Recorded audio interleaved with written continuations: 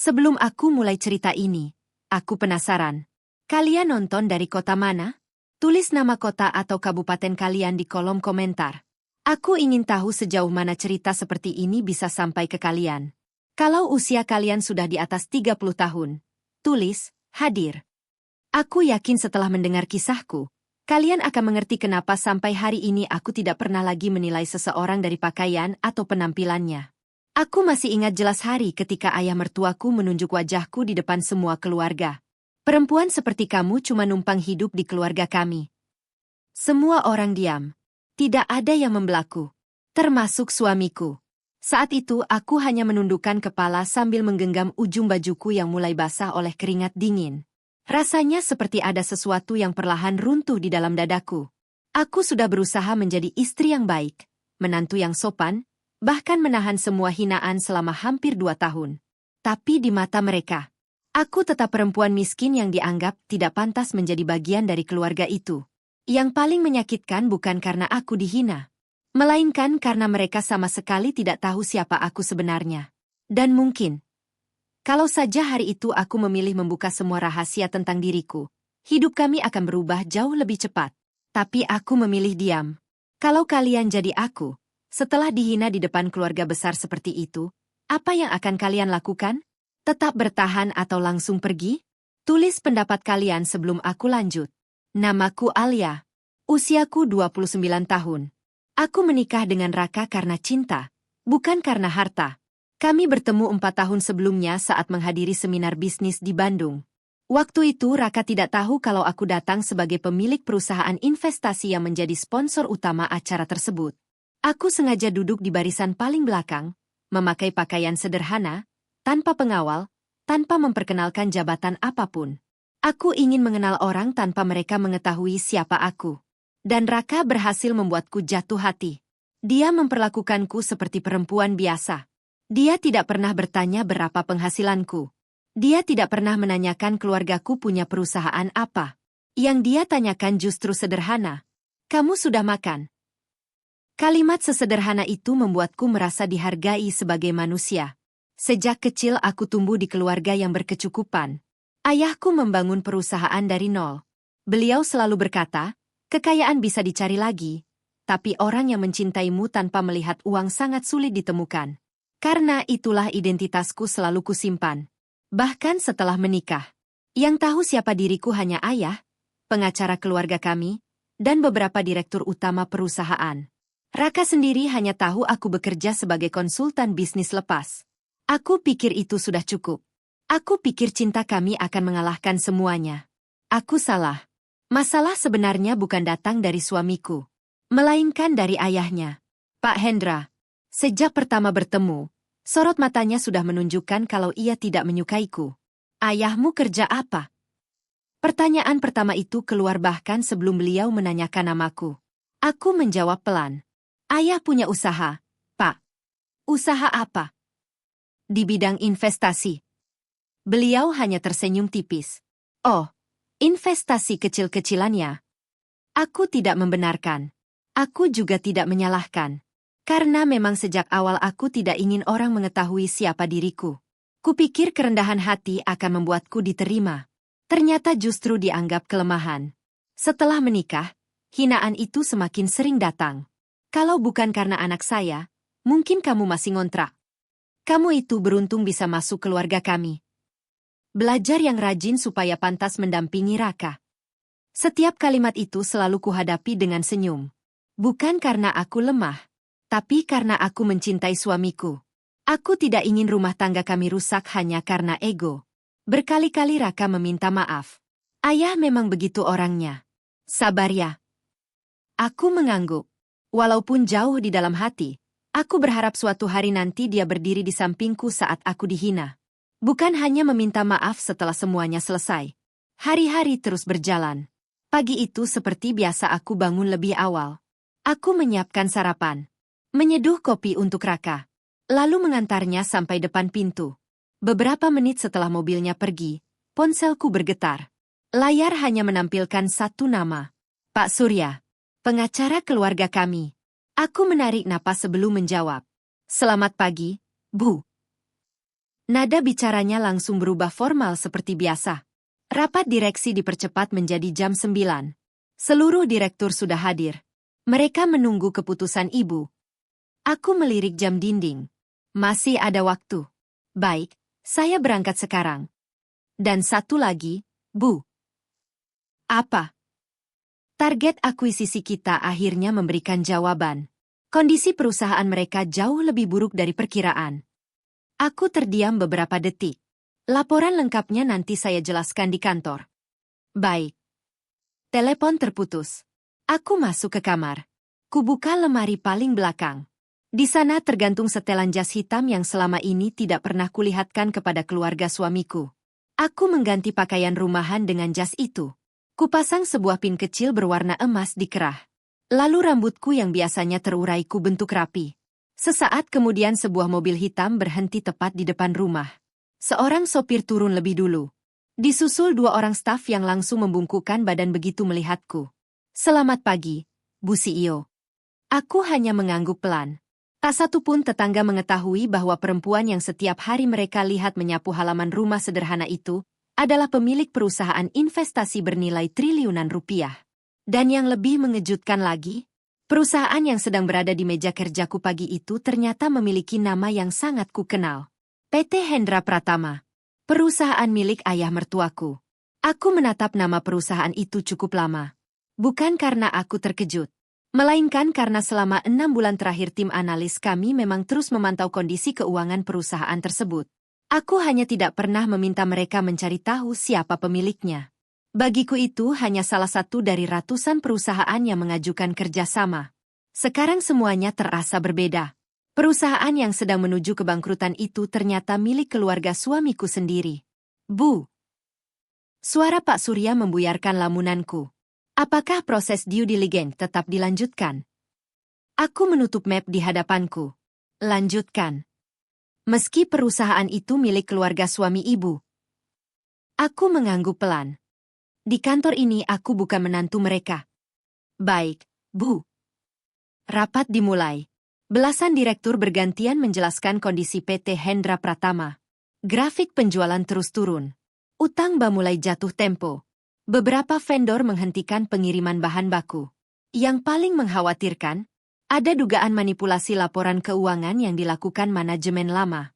Semua orang menunggu keputusan dariku. Aku membaca setiap halaman tanpa melewatkan satu angka pun. Semakin lama membaca, semakin aku sadar. Masalah perusahaan itu jauh lebih besar daripada yang dibayangkan. Namun masih bisa diselamatkan. Asalkan pemiliknya mau mengubah cara mereka memimpin. Siapkan jadwal pertemuan. Pak Surya mengangguk. Dengan siapa, Bu? Dengan pemilik perusahaan. Baik. Aku berdiri. Dan jangan pernah menyebut nama saya sebelum waktunya. Seluruh ruangan menjawab serempak. Siap, Bu CEO. Sementara itu, di kantor PT Hendra Pratama, Pak Hendra membanting map ke atas meja. Apa maksud menolak pinjaman kita? Direktur keuangan menundukkan kepala. Limit kredit kita sudah habis, Pak. Investor. Sudah kami hubungi. Hasilnya? Semuanya menolak. Ruangan mendadak sunyi. Tidak ada lagi yang berani berbicara. Pak Hendra menarik napas panjang. Untuk pertama kalinya sejak puluhan tahun membangun perusahaan. Ia benar-benar terlihat panik. Di sisi lain ruangan, Raka hanya memperhatikan ayahnya. Ya. Kenapa? Mungkin kita harus mulai mengurangi proyek yang merugi. Pak Hendra langsung menggeleng. Kamu masih terlalu muda. Kalau semua proyek dipertahankan, arus kas kita habis. Diam. Raka tidak melanjutkan. Ia tahu, dalam keluarga mereka, keputusan ayah adalah keputusan mutlak. Sore harinya aku pulang lebih cepat. Aku sengaja berganti lagi dengan pakaian sederhana sebelum memasuki gang rumah. Mobil dinas berhenti hampir 300 meter dari rumah agar tidak menarik perhatian. Sudah 2 tahun aku melakukan hal yang sama. Dan tak seorang pun pernah curiga. Saat membuka pagar, suara tawa terdengar dari ruang tamu. Aku melihat beberapa mobil mewah terparkir. Rupanya keluarga besar sedang berkumpul. Aku menarik napas. lalu masuk sambil membawa kantong belanja. Belum sempat duduk, Pak Hendra langsung bersuara. Nah, akhirnya datang juga. Semua mata mengarah kepadaku. Ayo sini.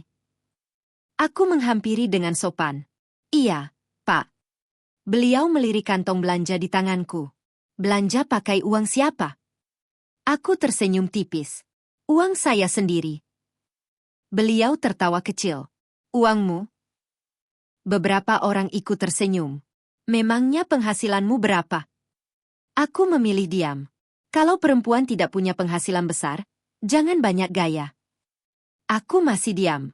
Beliau lalu menunjuk Maya yang duduk di sebelahnya. Coba lihat Maya. Usianya belum 30. Sudah jadi direktur. Orang tuanya juga pengusaha. Kalau dulu Raka menikah dengan Maya, perusahaan keluarga kita pasti sudah jauh lebih maju. Kalimat itu sengaja diucapkan keras. Seolah aku memang harus mendengarnya. Maya hanya berpura-pura tersenyum malu. Om jangan begitu. Tidak apa-apa. Pak Hendra kembali menatapku. Masih belum terlambat. Aku mengernyit pelan. Maksud Bapak? Kalau kamu merasa tidak bisa membantu keluarga ini, lebih baik mundur. Ruangan mendadak sunyi. Aku menoleh ke arah Raka. Aku berharap, sekali saja, dia berdiri di sampingku, mengatakan bahwa aku adalah istrinya, bahwa aku pantas dihormati. Namun yang keluar dari mulutnya justru membuat dadaku semakin sesak. Alia, mungkin sekarang jangan dibahas dulu. Bukan membelaku, bukan menolak ucapan ayahnya, hanya mencoba meredakan suasana. Saat itu aku baru sadar. Kadang yang paling menyakitkan bukan hinaan orang lain, melainkan diamnya orang yang paling kita harapkan. Aku tersenyum pelan. Lalu, kalau aku benar-benar pergi, apa semua masalah keluarga ini akan selesai? Tidak ada yang menjawab. Pak Hendra hanya menyandarkan tubuhnya sambil berkata pelan. Setidaknya beban anak saya akan berkurang. Kalimat itu terus terngiang di kepalaku. Mereka tidak tahu. Di tas yang sedang kugenggam terdapat proposal investasi senilai hampir 500 miliar rupiah. Proposal yang bisa menyelamatkan perusahaan keluarga mereka. Dan satu tanda tangan dariku. Bisa menentukan apakah perusahaan itu tetap hidup atau benar-benar runtuh. Malam itu aku tidak bisa langsung tidur. Aku duduk sendirian di balkon belakang rumah sambil memandangi langit yang mulai gelap. Angin berembus pelan, tapi tidak mampu mendinginkan kepalaku yang sejak tadi dipenuhi ucapan Pak Hendra. Beban anak saya akan berkurang. Kalimat itu terus berputar. Selama 2 tahun, aku bangun paling pagi, menyiapkan sarapan, mencuci pakaian, mengurus rumah, bahkan diam-diam beberapa kali membantu keuangan keluarga mereka saat sedang kesulitan. Tapi ternyata, semua itu tidak pernah dianggap. Yang mereka lihat hanya satu. Aku bukan berasal dari keluarga yang mereka anggap sekelas. Pintu balkon terbuka. Raka keluar sambil membawa 2 gelas teh hangat. Dia duduk di sampingku. Kamu masih marah? Aku tersenyum tipis. Kalau menurutmu? Dia menghela napas panjang. Ayah memang keras. Aku tahu. Kamu jangan dimasukkan ke hati. Aku menoleh pelan. Kalau yang dihina ibumu terus-menerus, apa kamu juga akan bilang jangan dimasukkan ke hati? Raka terdiam. Aku melanjutkan. Aku tidak pernah meminta ayahmu menyukaiku. Aku cuma ingin dihormati sebagai istrimu. Aku. Suara Raka pelan. Aku cuma tidak mau keadaan makin buruk. Aku mengangguk. Aku mengerti. Tapi diammu juga membuat semuanya semakin buruk. Raka tidak sanggup menatap mataku. Aku berdiri. Lupakan saja. Lelah membahas hal yang sama. Aku masuk ke kamar. Malam itu kami tidur di ranjang yang sama. Tapi rasanya seperti dipisahkan tembok yang sangat tinggi. Keesokan paginya, aku kembali ke kantor pusat. Belum sempat duduk, Pak Surya sudah menunggu di ruang kerjaku. Bu. Silakan. Beliau meletakkan sebuah map berwarna biru. Hasil audit awal sudah keluar. Aku membukanya perlahan. Semakin kubaca, semakin dalam kerutan di dahiku. Utang mereka sebesar ini. Iya, Bu. Dan sebagian besar jatuh tempo dalam 3 bulan. Pak Surya mengangguk. Kalau tidak ada investor baru. Beliau tidak melanjutkan kalimatnya. Aku sudah mengerti maksudnya. Perusahaan itu akan kolaps. Aku menutup map. Laporan tentang direksi. Ada satu hal yang menarik. Beliau menggeser beberapa lembar dokumen. Selama 2 tahun terakhir. Sebenarnya perusahaan mereka sudah beberapa kali lolos dari kebangkrutan. Aku mengernyit.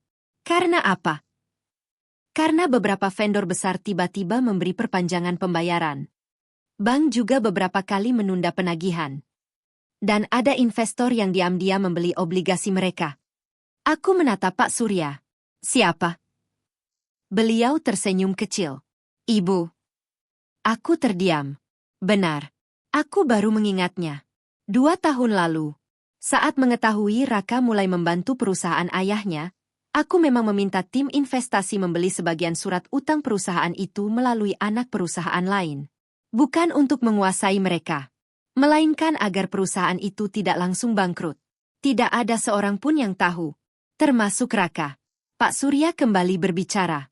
Kalau waktu itu ibu tidak turun tangan, PT Hendra Pratama sebenarnya sudah tutup sejak tahun lalu.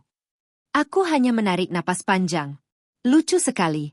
Orang yang setiap hari dihina. Justru orang yang selama ini diam-diam menjaga perusahaan itu tetap hidup. Di waktu yang hampir bersamaan, suasana kantor Pak Hendra semakin kacau. Beberapa vendor mulai menarik kerjasama. Telepon tidak berhenti berdering. Bagian keuangan sibuk mencari pinjaman. Direktur operasional masuk dengan wajah pucat. Pak. Apa lagi? Salah satu proyek terbesar kita dihentikan. Pak Hendra langsung berdiri. Kenapa? Investor utamanya mundur. Alasannya? Mereka menganggap kondisi keuangan kita terlalu berisiko. Ruangan kembali sunyi. Untuk pertama kalinya, raut wajah Pak Hendra kehilangan kesombongannya. Ia memijat pelipisnya berkali-kali. Lalu berkata lirih. Cari investor lain. Siapapun. Berapapun syaratnya. Direktur keuangan mengangkat tangan pelan. Sebenarnya, ada satu perusahaan yang mungkin masih mau mempertimbangkan.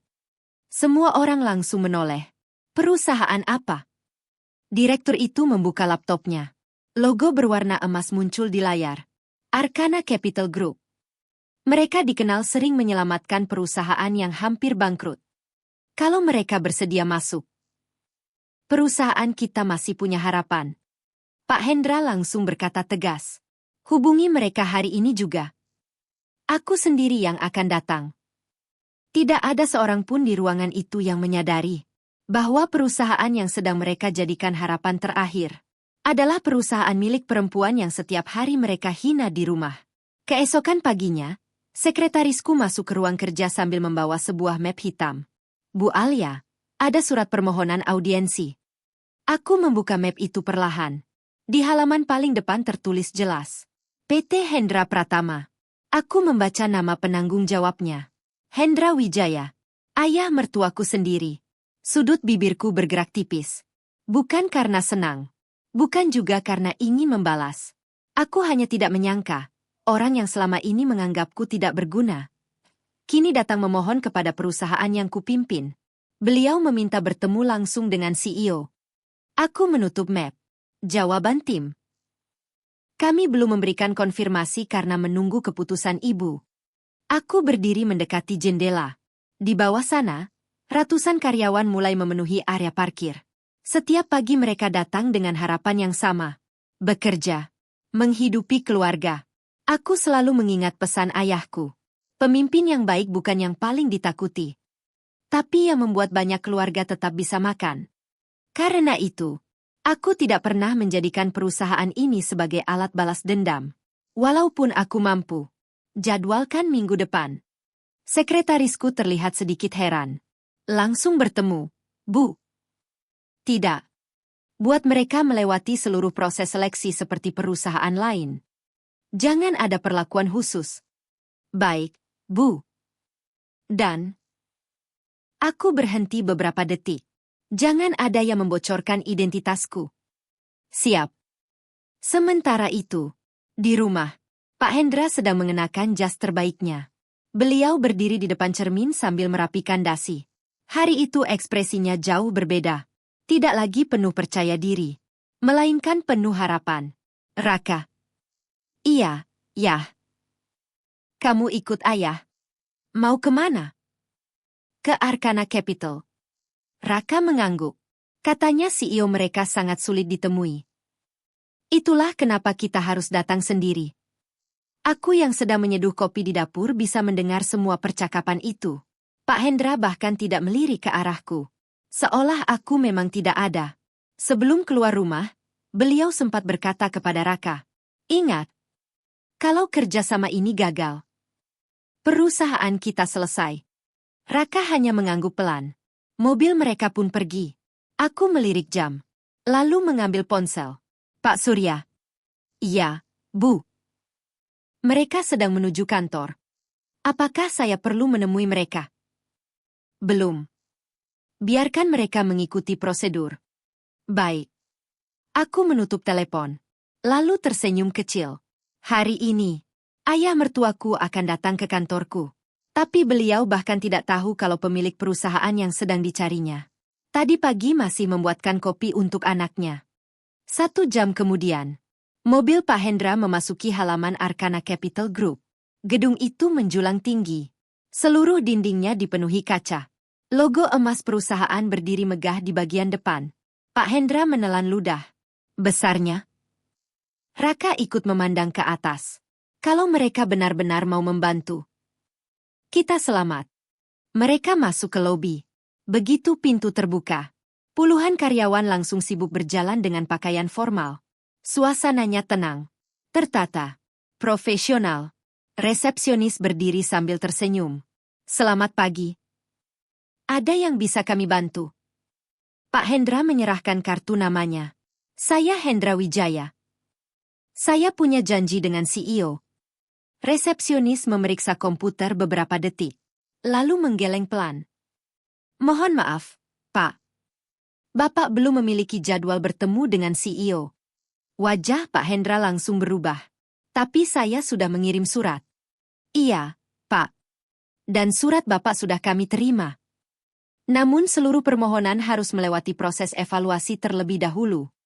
Kalau begitu saya bisa bertemu Direktur Investasi." "Maaf, Pak. Mereka juga sedang penuh." Pak Hendra mulai kehilangan kesabaran. "Perusahaan kami sedang dalam keadaan darurat. Kami benar-benar membutuhkan bantuan." Resepsionis tetap tersenyum. "Kami memahami kondisi Bapak. Tetapi semua klien diperlakukan sama." Raka menarik pelan lengan ayahnya. "Ya. Tunggu saja." Pak Hendra akhirnya duduk. Selama hampir 2 jam. Tidak ada seorang pun yang menemui mereka. Di lantai paling atas, aku melihat semuanya melalui layar monitor ruang kerja. Bukan untuk mempermalukan mereka, melainkan memastikan tidak ada prosedur yang dilanggar. Pak Surya berdiri di sampingku. Kasihan juga. Aku menarik napas panjang. 2 tahun aku menunggu dihargai sebagai manusia. Hari ini, mereka baru merasakan bagaimana rasanya menunggu. Tepat saat itu, pintu ruang kerjaku diketuk. "Masuk." Sekretaris masuk dengan wajah serius.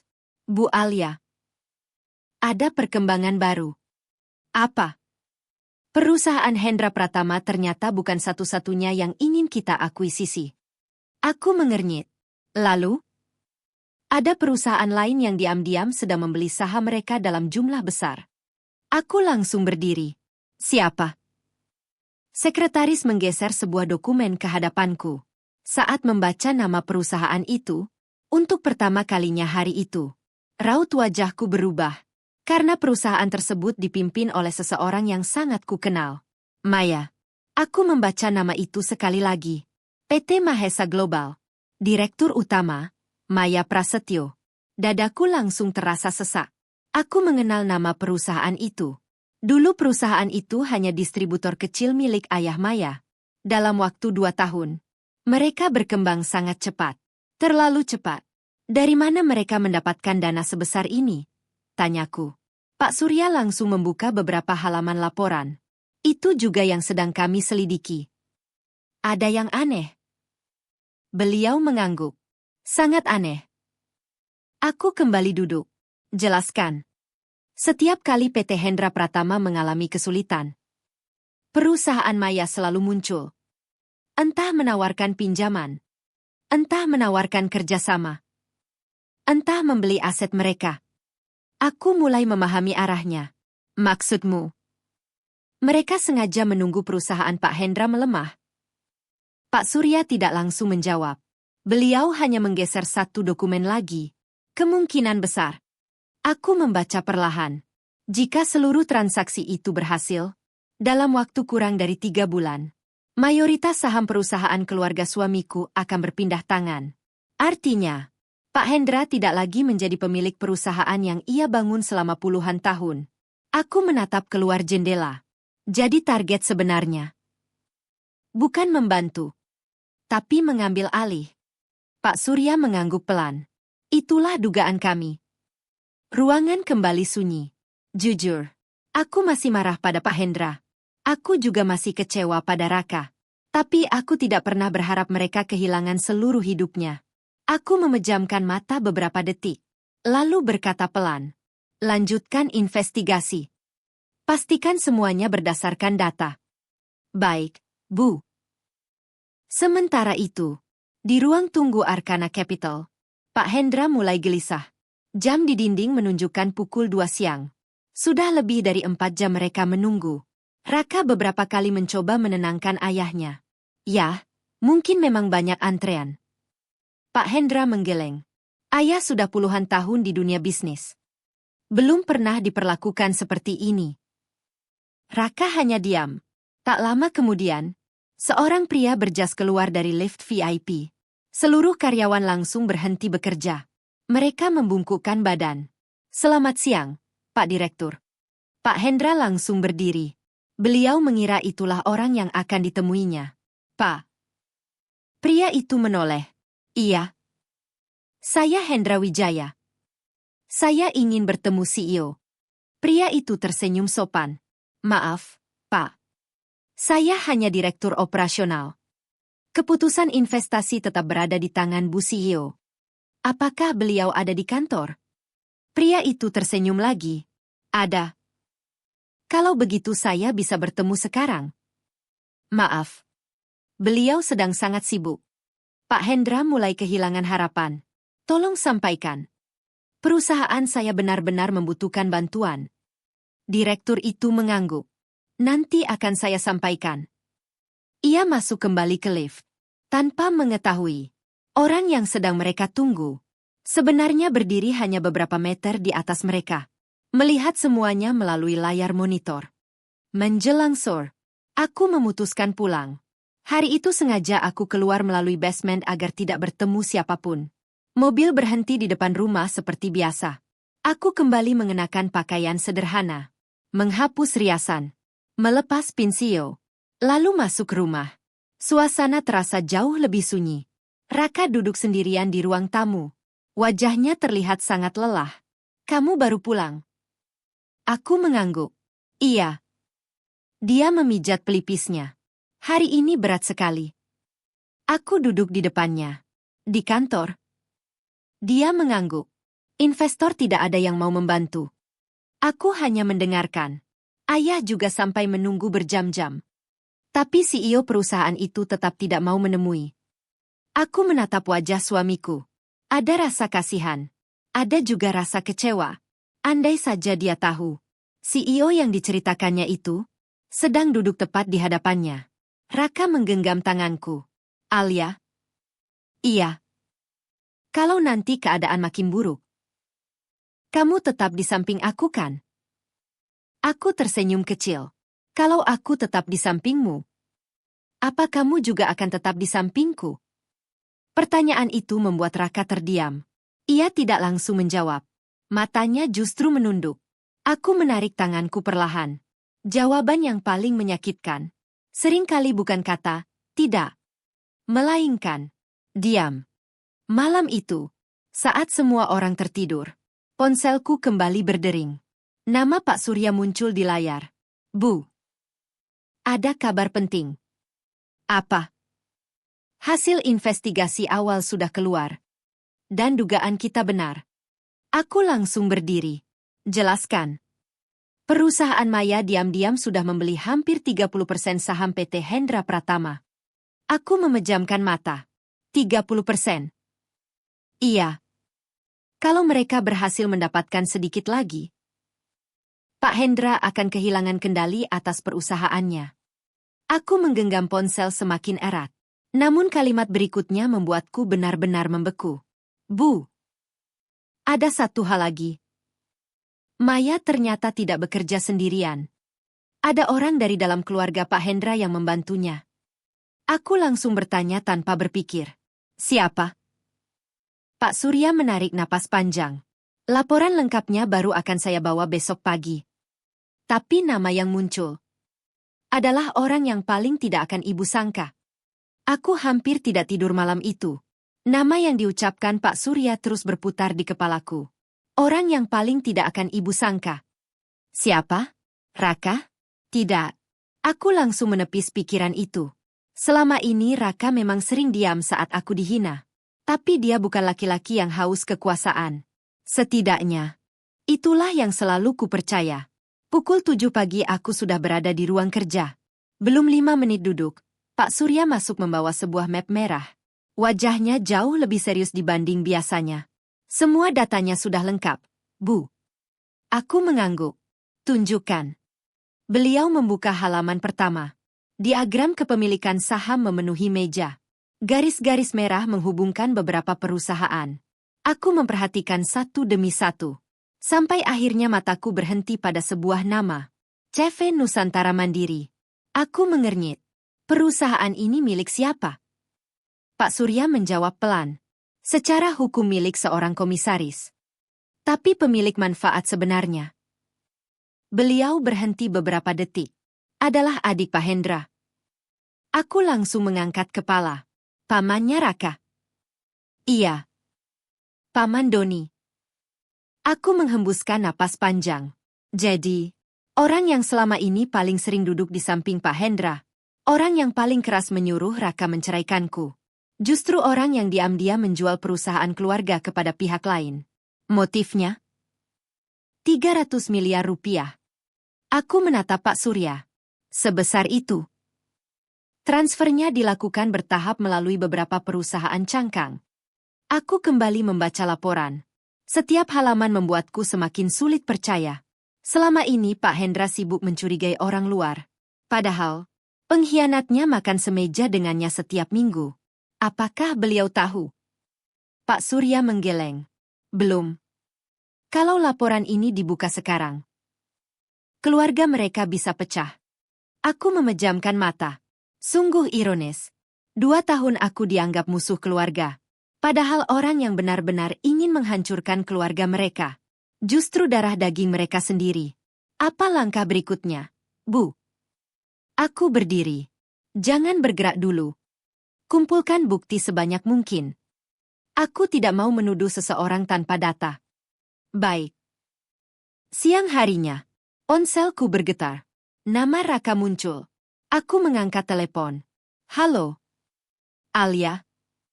Sibuk. Sedikit. Kamu bisa makan siang sama aku? Aku melihat jadwal di meja. Masih ada waktu. Bisa. Kami bertemu di sebuah rumah makan sederhana yang dulu sering kami datangi saat masih pacaran. Raka sudah duduk lebih dulu. Wajahnya terlihat jauh lebih lelah dibanding beberapa hari lalu. Begitu aku duduk, dia langsung berkata pelan. Aku kangen masa-masa seperti ini. Aku tersenyum tipis. Iya. Dulu semuanya terasa sederhana. Pelayan datang membawa 2 gelas es teh. Suasana kembali hening. Beberapa menit kemudian Raka membuka suara. Ayah sekarang benar-benar tertekan. Aku hanya mendengarkan. Semalam beliau tidak tidur. Pagi tadi juga sempat marah-marah di kantor. Lalu, beliau mulai menjual beberapa aset. Aku langsung paham. Kalau sudah menjual aset pribadi, artinya arus kas perusahaan memang sudah kritis. Raka mengusap wajahnya. Aku bingung harus bagaimana. Aku merasa gagal. Aku menatap laki-laki yang kucintai itu. Selama ini, dia memang bukan pengambil keputusan. Sejak kecil semua hidupnya diatur oleh ayahnya. Bahkan pilihan pasangan hidup pun hampir ditentukan. Alia? Iya. Kalau kamu punya kenalan investor, tolong bantu aku. Aku menelan ludah. Untuk pertama kalinya, permintaan itu keluar dari mulutnya sendiri. Bukan sebagai suami, tapi sebagai seseorang yang benar-benar putus asa. Aku ingin mengatakan semuanya.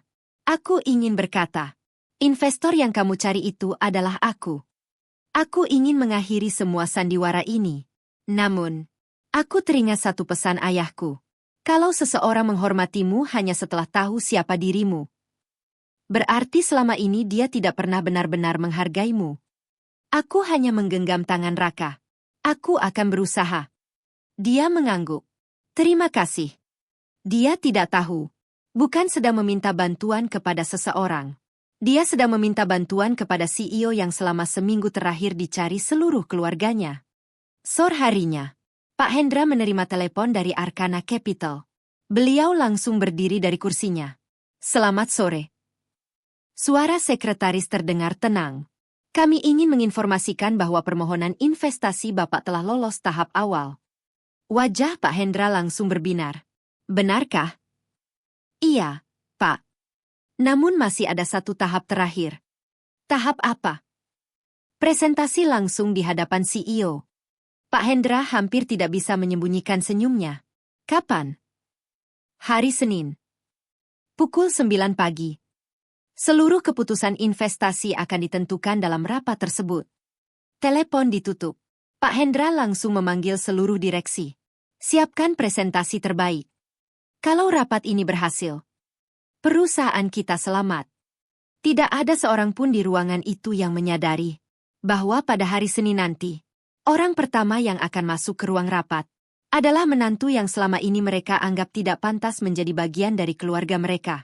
Hari Senin akhirnya tiba. Aku bangun lebih awal dari biasanya. Hari itu akan menjadi hari yang mengubah segalanya. Bukan hanya untuk perusahaan milik keluarga suamiku, tetapi juga untuk rumah tanggaku sendiri. Aku berdiri cukup lama di depan cermin. Kupandangi wajahku sendiri. Sudah 2 tahun aku menyembunyikan identitas. 2 tahun pula aku memilih diam setiap kali dihina. Hari ini, semuanya akan berakhir. Ponselku bergetar. Pesan dari Pak Surya. Seluruh direksi sudah hadir. Bu. Aku membalas singkat. Saya berangkat. Seperti biasa. Aku keluar rumah memakai pakaian sederhana. Pak Hendra dan Raka bahkan tidak memperhatikanku. Mereka sedang sibuk memeriksa berkas presentasi. Pak Hendra tampak jauh lebih gugup dibanding biasanya. Ayah harus memenangkan hati CEO itu. Kita tidak boleh gagal. Raka mengangguk. Iya, ya. Aku mengambil tas. Loh, kamu mau kemana? Raka akhirnya bertanya. Ada meeting. Meeting? Iya. Semoga lancar. Aku tersenyum. Makasih. Tak ada lagi pertanyaan. Tak ada yang penasaran. Tak ada yang bertanya meeting di mana. Mereka terlalu sibuk memikirkan CEO yang bahkan tidak mereka kenal. Padahal, CEO itu baru saja berpamitan dari depan mereka. 40 menit kemudian, mobilku memasuki area basement Arkana Capital. Hari itu suasana jauh lebih sibuk. Puluhan direksi sudah berdiri di depan lift VIP. Begitu pintu mobil dibuka, mereka serempak membungkukkan badan. Selamat pagi, Bu CEO. Aku membalas dengan anggukan. Selamat pagi. Seorang staf menghampiriku. Bu, seluruh tamu sudah hadir.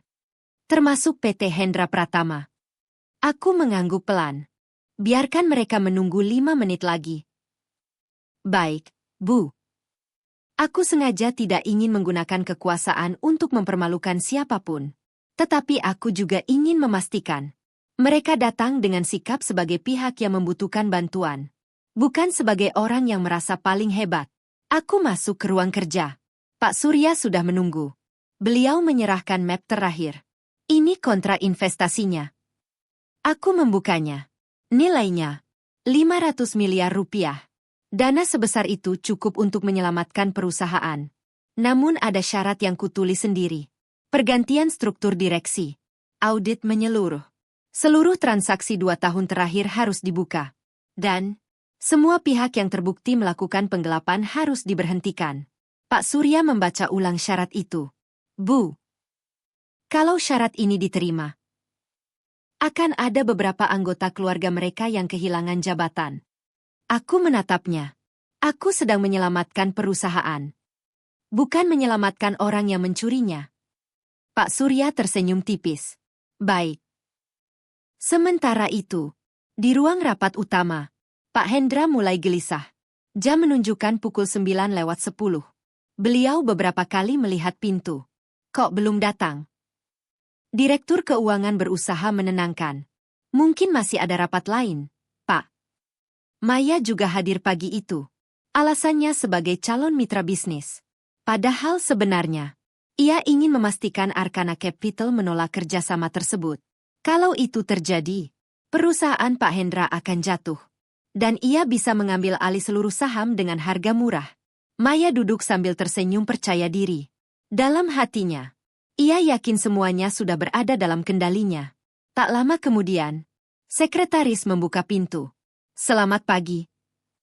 Bu CEO akan segera hadir. Seluruh ruangan langsung berdiri. Pak Hendra merapikan jasnya. Raka ikut berdiri. Maya tersenyum penuh percaya diri. Semua mata mengarah ke pintu.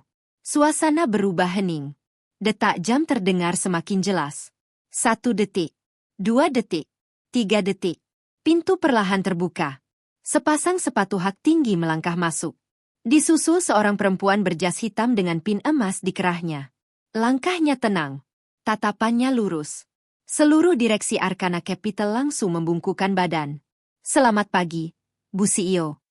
Pak Hendra masih tersenyum. Beliau mengira CEO itu berjalan di belakang perempuan tersebut. Namun, saat perempuan itu berhenti tepat di kursi paling depan, seluruh ruangan kembali memberi hormat. Selamat datang, Bu Alia. Pak Hendra membeku. Raka membelalakan mata. Map presentasi yang dipegangnya terlepas dan jatuh ke lantai. Maya langsung berdiri dengan wajah pucat. Tidak mungkin. Aku menarik kursi paling ujung. Lalu duduk dengan tenang. Kubuka map kontrak investasi. Tatapanku perlahan beralih kepada seluruh tamu. Terakhir, aku menatap ayah mertuaku. Beliau masih belum mampu mengucapkan sepatah kata pun. Aku tersenyum tipis. Senyum yang selama 2 tahun selalu kutahan. Lalu dengan suara tenang aku berkata, "Selamat pagi. Perkenalkan. Saya Alia Pratama, CEO Arkana Capital Group. Dan hari ini, kita akan membahas apakah perusahaan Bapak layak menerima investasi dari kami." Ruangan itu mendadak sunyi. Tidak ada lagi suara. Tidak ada lagi senyum meremehkan. Yang tersisa, hanya wajah-wajah penuh penyesalan. Pak Hendra menatapku tanpa berkedip. Bibirnya bergerak pelan. Tidak. Ini pasti salah. Beliau menoleh ke seluruh direksi Arkana Capital. Seolah berharap ada seseorang yang berkata semua ini hanya kesalahpahaman. Namun yang terjadi justru sebaliknya. Pak Surya berdiri. Selamat pagi, Ibu. Beliau membungkukkan badan. Disusul seluruh jajaran direksi. Selamat pagi, Bu CEO. Ruangan itu kembali dipenuhi suara salam yang selama ini hanya ditujukan kepadaku. Wajah Pak Hendra perlahan kehilangan warna. Tangannya mulai gemetar. Aku menatapnya dengan tenang. Bapak ingin mempresentasikan proposal investasi. Beliau masih belum mampu menjawab. Raka akhirnya memberanikan diri berbicara. Alia, kamu CEO Arkana. Aku mengangguk pelan. Iya. Sejak kapan? Sejak sebelum kita bertemu. Raka seperti kehilangan tenaga. Ia terduduk kembali di kursinya. Matanya terus menatapku. Campuran antara terkejut, bingung, dan menyesal. Maya justru lebih dulu bangkit. Ia berusaha tersenyum. Bu Alia. Mungkin ada kesalahpahaman. Aku menoleh kepadanya. Kesalahpahaman yang mana? Selama ini kita kan sama-sama pebisnis. Aku tersenyum tipis. Benarkah? Atau selama ini kamu menganggap aku hanya perempuan yang tidak punya apa-apa? Maya langsung terdiam. Aku menggeser sebuah map ke tengah meja. Pak Surya, tolong tampilkan. Lampu ruangan diredupkan. Layar besar di depan mulai menyala.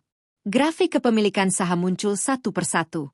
Seluruh transaksi 2 tahun terakhir ditampilkan dengan jelas. Ruangan mulai gaduh. Pak Hendra mengernyit. Itu data perusahaan saya. Aku mengangguk. Betul. Lalu sekarang lihat halaman berikutnya. Slide berganti. Muncul seluruh daftar perusahaan yang membeli saham PT Hendra Pratama secara diam-diam. Termasuk PT Mahesa Global. Wajah Maya langsung berubah. Aku tetap melanjutkan. Selama 16 bulan terakhir, perusahaan saudari Maya membeli saham perusahaan Bapak melalui 9 perusahaan berbeda. Pak Hendra menoleh ke arah Maya. Kamu bilang itu investor luar negeri. Maya tidak menjawab. Slide kembali berganti. Kali ini muncul aliran dana. Berakhir pada satu nama. CV Nusantara Mandiri.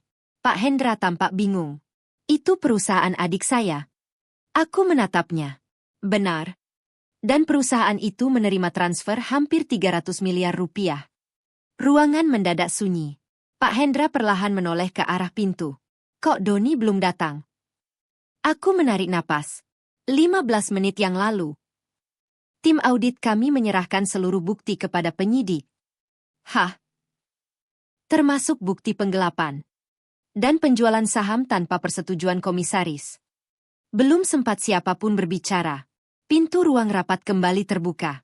Beberapa petugas masuk bersama 2 orang penyidik. Di belakang mereka, Paman Doni berjalan dengan wajah pucat. Tangannya tidak diborgol. Tetapi sorot matanya sudah kehilangan keberanian. Pak Hendra berdiri. Doni. Apa ini? Paman Doni tidak berani menatap kakaknya. Suaranya pelan. Aku. Maaf. Pak Hendra melangkah mendekat. Jawab. Semua ini bohong kan? Paman Doni mulai menangis. Aku cuma butuh uang. Kamu menjual perusahaan kita. Aku tidak bermaksud. Saya pikir Maya akan mengembalikannya lagi.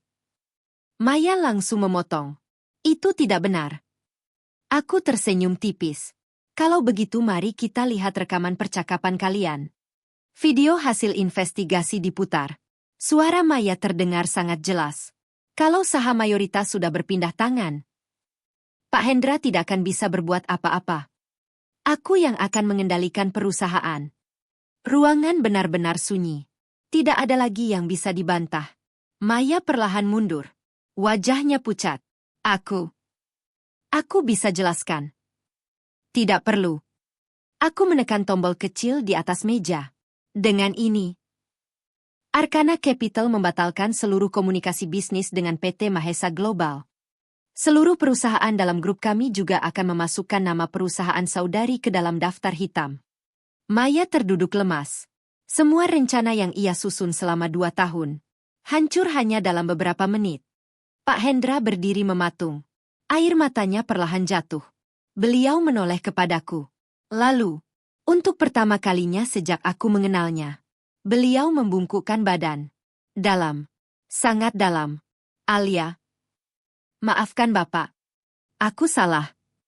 Bapak menilaimu hanya dari pakaianmu. Bapak menganggapmu tidak pantas. Padahal, selama ini justru kamu yang menyelamatkan perusahaan kami. Aku memandang beliau cukup lama. Tidak ada lagi rasa marah. Yang tersisa hanya lelah. Bapak tahu. Yang paling menyakitkan bukan ketika Bapak menghina saya. Pak Hendra mengangkat wajahnya perlahan. Tapi ketika Bapak membuat saya merasa seolah harga diri seseorang ditentukan oleh isi rekeningnya. Air mata beliau semakin deras. Saya menyesal. Sangat menyesal. Aku mengangguk pelan. Laporan audit menunjukkan 2 tahun lalu perusahaan Bapak seharusnya sudah bangkrut. Pak Hendra tampak bingung. Apa maksudmu? Aku membuka satu dokumen terakhir. Seluruh obligasi yang menyelamatkan perusahaan Bapak. Seluruh perpanjangan kredit. Seluruh dana talangan. Semuanya berasal dari Arkana Capital. Saya yang menyetujuinya. Ruangan kembali hening. Pak Hendra memegang dadanya. Selama ini, orang yang ia hina setiap hari, orang yang ia anggap membawa sial, justru menjadi alasan mengapa perusahaan yang ia banggakan masih berdiri sampai hari itu. Raka perlahan berjalan menghampiriku. Matanya merah. Alia, aku minta maaf. Aku gagal menjadi suami. Aku terlalu takut mengecewakan ayah.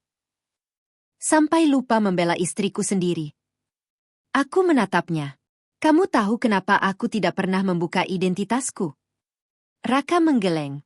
Karena aku ingin dicintai sebagai Alia. Bukan sebagai pemilik perusahaan. Aku ingin dihargai meski tidak membawa jabatan apapun. Air mata Raka jatuh. Aku baru sadar. Aku bahkan tidak berhasil memberimu rasa aman. Aku mengangguk pelan. Luka karena ucapan orang lain bisa sembuh. Tapi luka karena didiamkan orang yang kita cintai membutuhkan waktu yang jauh lebih lama. Raka menangis tanpa berusaha menyembunyikannya. 3 bulan kemudian, PT Hendra Pratama resmi menerima investasi dari Arkana Capital.